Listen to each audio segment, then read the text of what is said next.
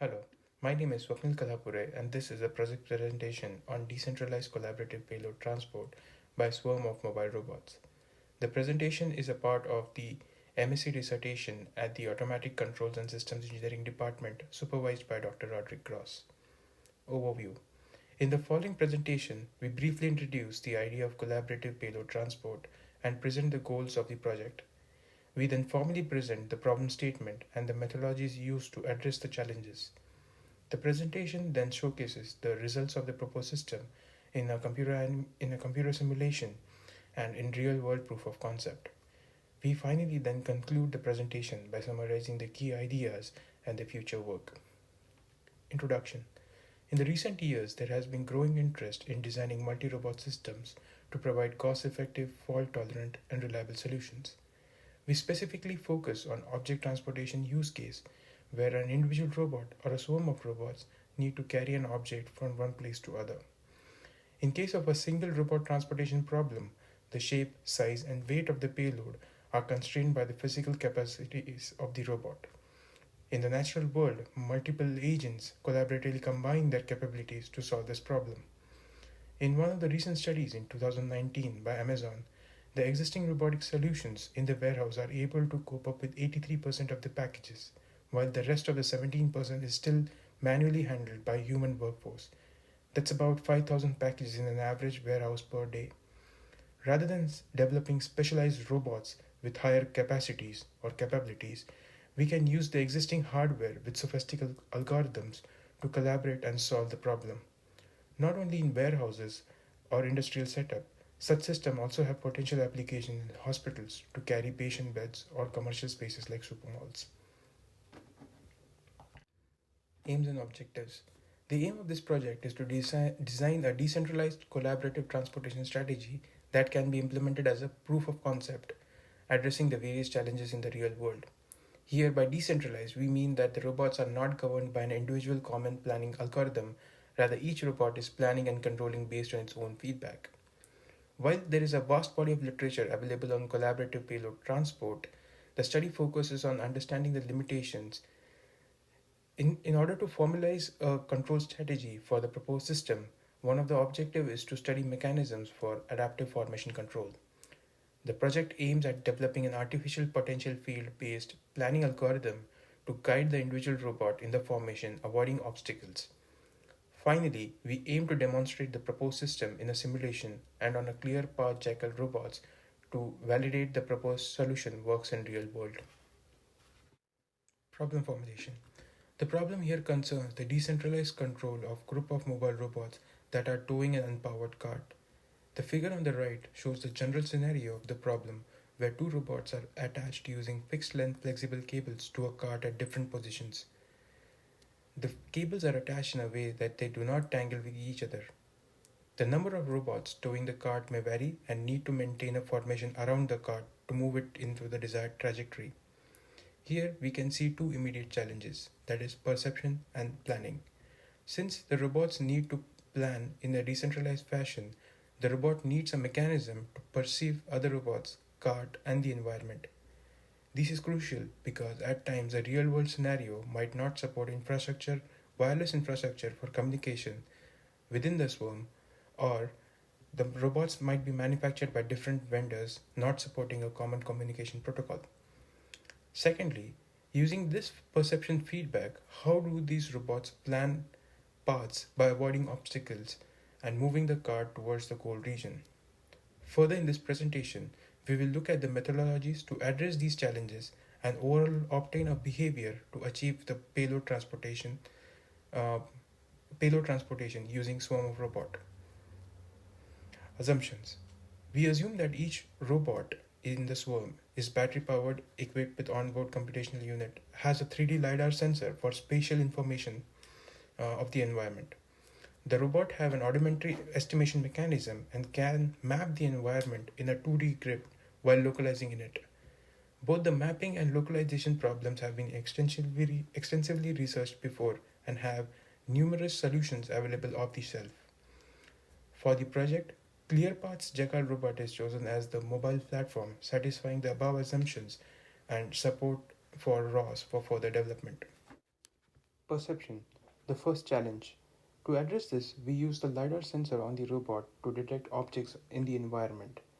A lidar uses a laser point to determine the distance of an object, measuring the time of reflected light to return.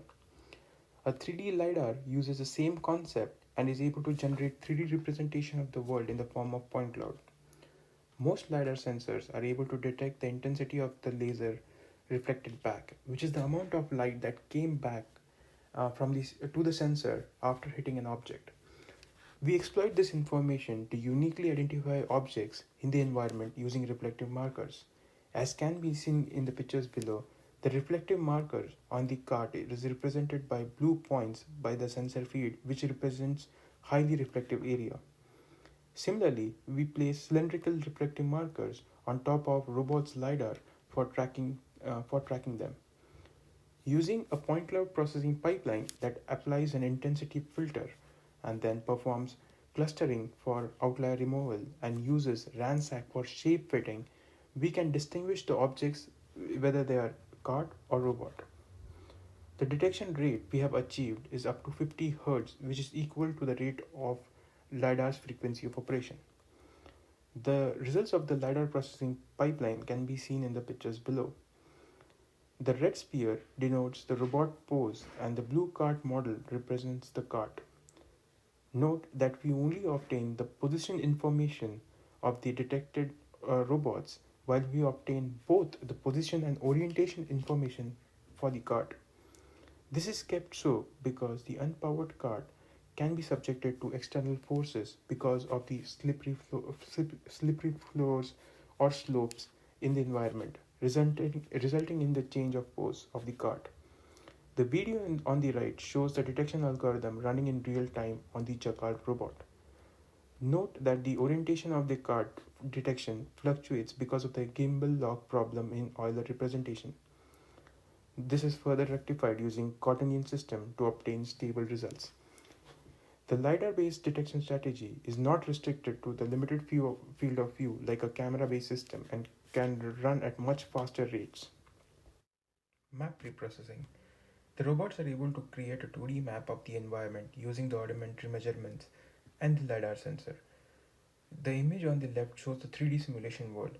Using G-mapping, one of the various off-the-shelf mapping algorithms available, we are able to create a map of the world.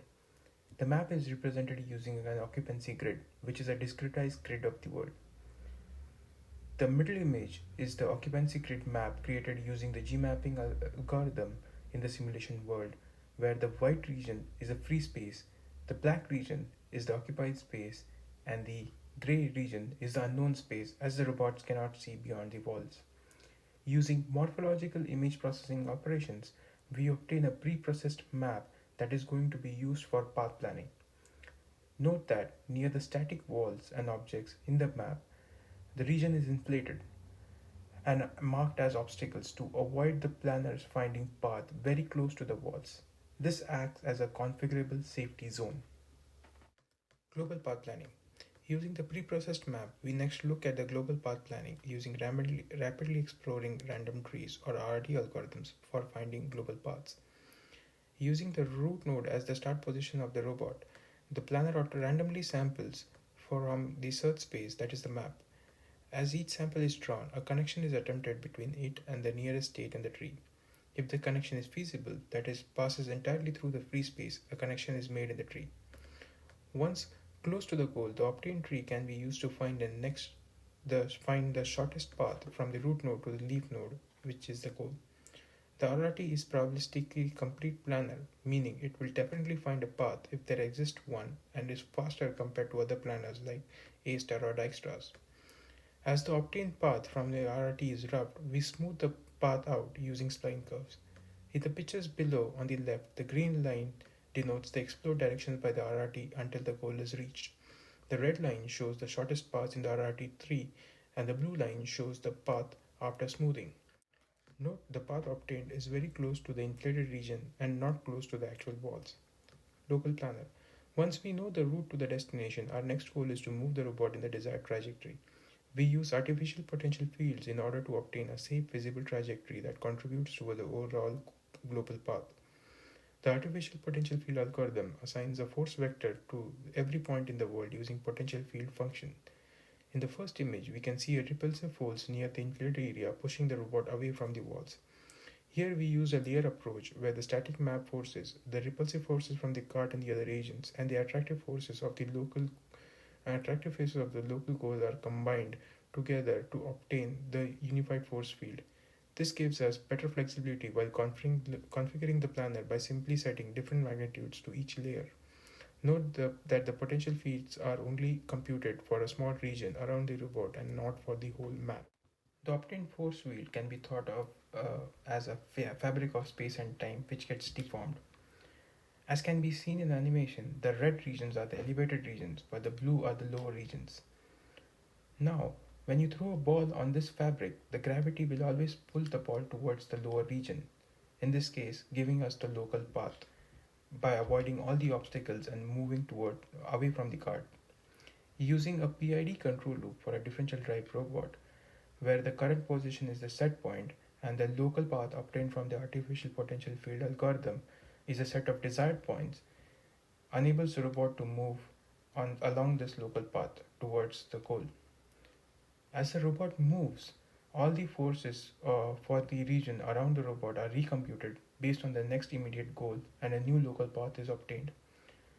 With the combination of the local and global planner along with the perception pipeline running individually on all the robots in the swarm, the resultant behavior is that the robots are able to move around the cart while not hitting the obstacles and obtaining a formation around the cart. Simulation experiments. First, we use a single robot connected to a pallet using a dynamic link representing a cable in the gazebo simulation. On the left, we see the planner's log stored when it runs on the robot as a 2D plot vector. The vector plot shows the current region around the robot with the red mark as the robot's self position, the cyan mark as the pallet position, the blue line denotes the global path, and the green line denotes the local path obtained by the planner.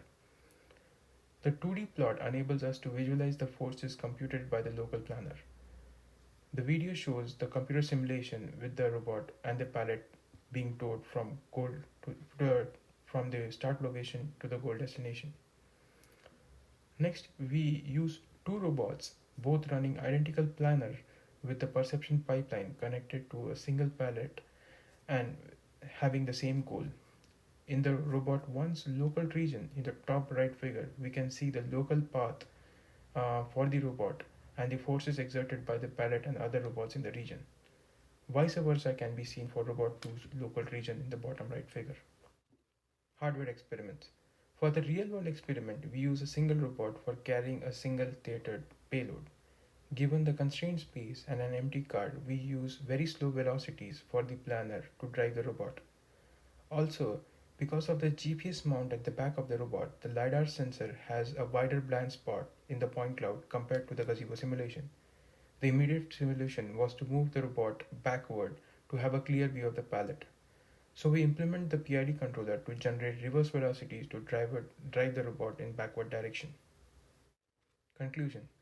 The proposed system is purely decentralized and is able to work without any form of communication between the robot. We have demonstrated a working proof of concept for the lidar-based active tracking of objects in the environment.